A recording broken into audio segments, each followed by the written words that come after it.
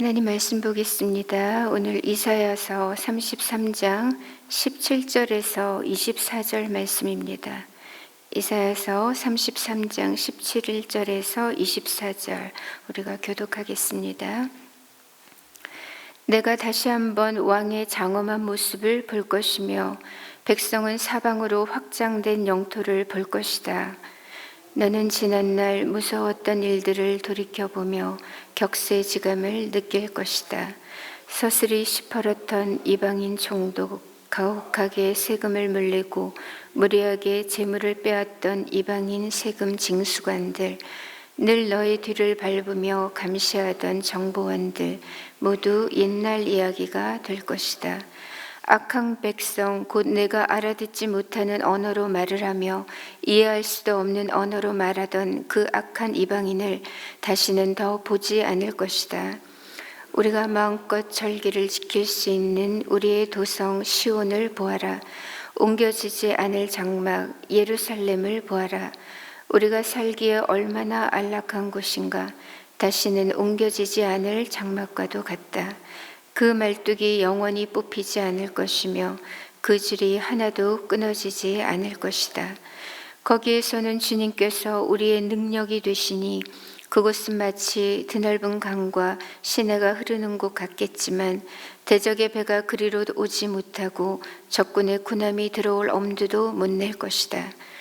주님께서는 우리의 재판관이시며 주님께서는 우리에게 법을 세워주시는 분이시며 주님께서는 우리의 왕이시니 우리를 구원하실 분이시다. 그리로 들어오는 배마다 돛대줄이 느슨하여 돛대를 똑바로 세우지 못하고 돛을 펴지도 못할 것이다. 우리는 많은 탈취물을 얻을 것이다.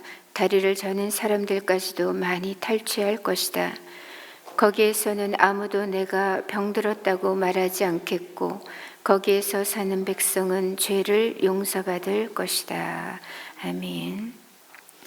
오늘 본문 말씀은 우리가 장차 새 예루살렘에서 왕이신 하나님에 의해 누리게 되는 복에 대해서 말씀하십니다. 오늘 본문을 해석할 때 우리는 이 이사야의 말씀이 중의적인 뜻을 가지고 있다는 것을 기억해야 합니다. 하나는 역사적인 측면이고 또 하나는 예언적인 측면입니다. 역사적인 측면이라는 것은 오늘 본문을 당시 히스기야 왕과 아수르와의 관계성 속에서 이해하는 것이고요. 또 예언적인 측면이란 것은 당시의 역사적 이슈를 넘어서 본문이 장차 임할 메시아 왕국의 도래를 의미하고 있다는 겁니다. 더 구체적으로는 메시아의 구속사역을 통한 교회 시대 그리고 나아가 새하늘 새 땅에서 이루어질 하나님의 완전한 통치에 대한 묘사가 바로 오늘 본문의 내용입니다. 먼저 17절 말씀을 보시면 내가 다시 한번 왕의 장엄한 모습을 볼 것이며 백성은 사방으로 확장된 영토를 볼 것이다 라고 했습니다. 그날에 하나님의 백성들은 왕의 장엄한 모습을 보게 될 것입니다. 곧 영광 중에 거하시는 만왕의 왕 되신 주님을 뵙게 될 것이다 라는 거죠. 여기서 왕에 해당하는 히브리 단어가 멜레크인데 그 앞에 관사가 없습니다. 그것은 무엇을 의미하는가 하면 이 왕이 어떤 구체적인 히스기야 같은 이런 왕을 의미하기보다는 그 이상적이고 완전한 왕, 궁극적인 그 왕을 의미한다는 것입니다. 영광 중에 임하시는 왕, 천상의 높은 위엄 가운데 거하시는 지존하신 하나님, 바로 그 왕을 의미하는 것입니다. 그런데 그 왕이신 하나님께서 다스리시는 땅은 사방으로 끝도 없이 펼쳐져 있습니다. 측량하기 어려울 정도로 매우 광활한 땅이라는 것을 알 수 있습니다. 그리고 하나님의 백성들은 그곳에서 지난날의 모든 무서웠던 일들과 공포스러웠던 일들을 상기하면서 격세지감을 느끼게 될 것이다 라고 합니다. 언제 그랬었냐는 듯 상황은 반전되어서 완전한 샬롬이 그곳에 가득할 것이라는 거죠. 왜냐하면 그 하나님의 나라에는 더 이상 서슬퍼렇던 이방인 총독이 없기 때문입니다. 가혹하게 세금을 징수했던 또 무리하게 재물을 빼앗던 이방인 세금 징수관들도 없습니다. 또한 늘 뒤를 밟으면서 감시하던 정보원들도 없는 거죠. 이전에 그들에게 두려움을 야기했었던 그 모든 악한 무리들을 전혀 찾아볼 수 없는 곳, 바로 그곳이 바로 새하늘과 새 땅인 것입니다. 히스기야 당시에 아수르는 2차에 걸쳐서 유다를 침공했었습니다. 첫 번째 침공 때 히스기야는 아수르 왕 사네립이 요구하는 그대로 그 왕궁과 성전에 금을 싹쓸이해서 갖다 바쳤죠. 하지만 그런 인간적인 방법으로는 문제를 해결할 수가 없었습니다.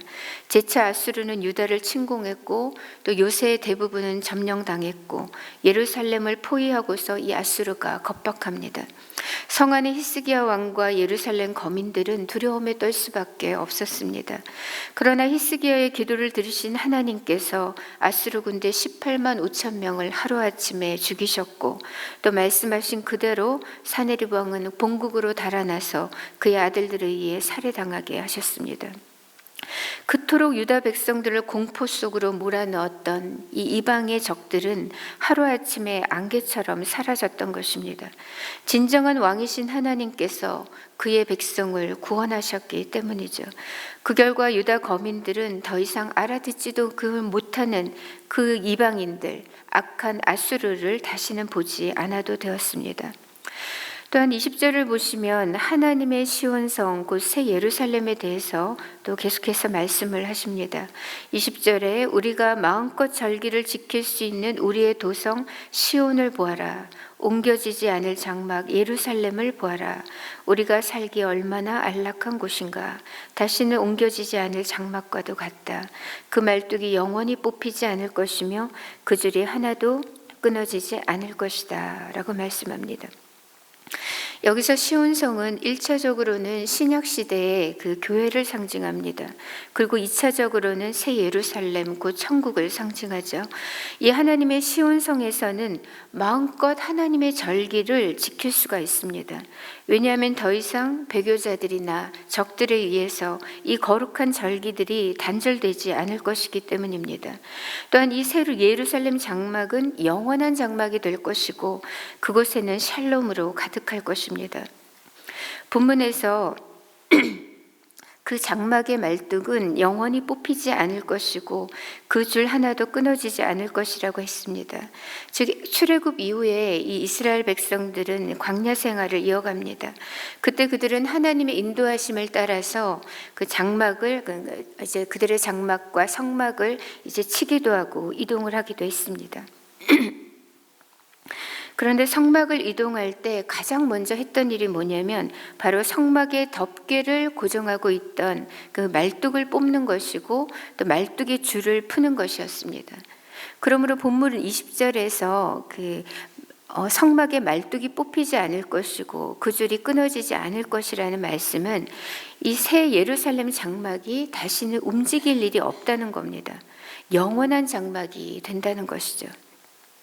그 새 예루살렘에서도 주님은 여전히 우리의 능력이 되실 겁니다. 그래서 그곳은 마치 드넓은 강과 시내가 흐르는 곳 같겠지만 주님의 능력으로 말미암아 이 대적들의 배는 그리로 들어오지도 못하고 적군의 군함도 가까이 하지 못한다고 말씀하십니다. 그리로 들어오려는 배마다 돛대를 똑바로 세우지도 못하게 될 것이고 돛대를 펴지도 못하는 상황이 될 것이라고 합니다. 본문에서 말하는 예루살렘은 이 땅에 있는 예루살렘이 아닙니다. 장차 임할 새 예루살렘, 새 하늘 새 땅을 의미합니다.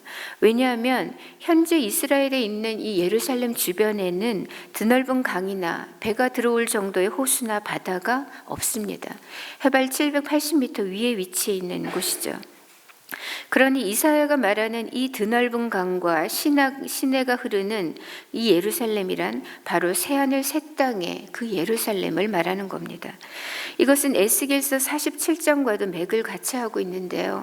그 에스겔은 환상 가운데 그가 본 성전에 대해 묘사를 하면서 성전의 문지방 밑에서 솟아난 물이 커다란 강물을 이루고 그 강물이 흘러서 주변의 온갖 생물들을 다 번성케 하는 것을 보았다라고 기록합니다.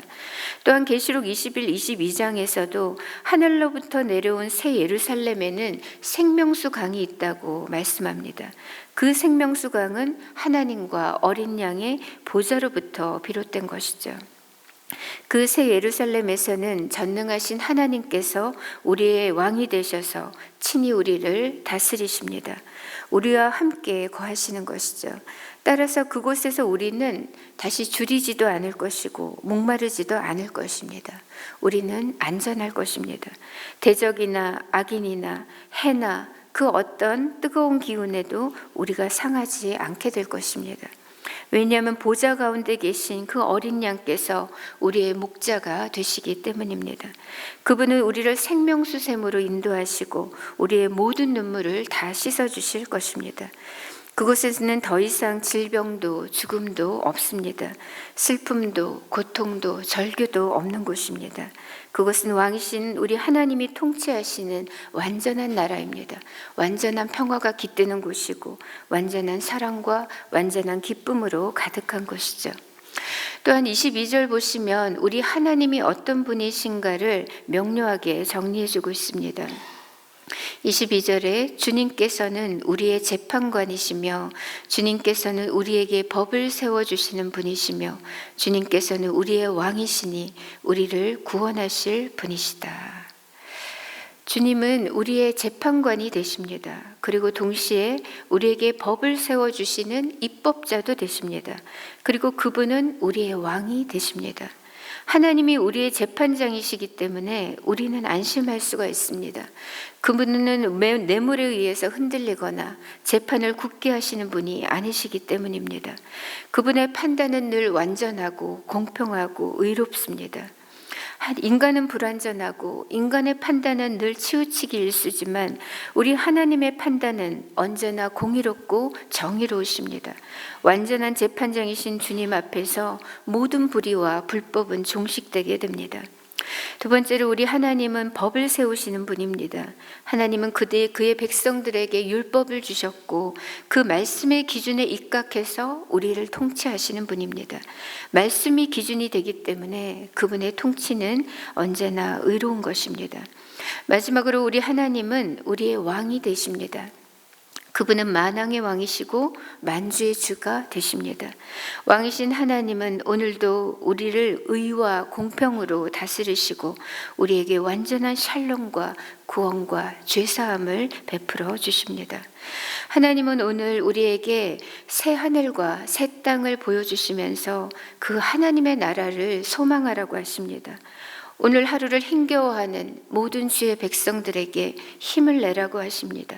우리는 비록 흔들리고 어그러진 이 땅에 발을 딛고 살아가지만 천국 백성은 왕이신 우리 하나님과 또 새하늘 새 땅을 소망하며 살아야 한다는 것입니다.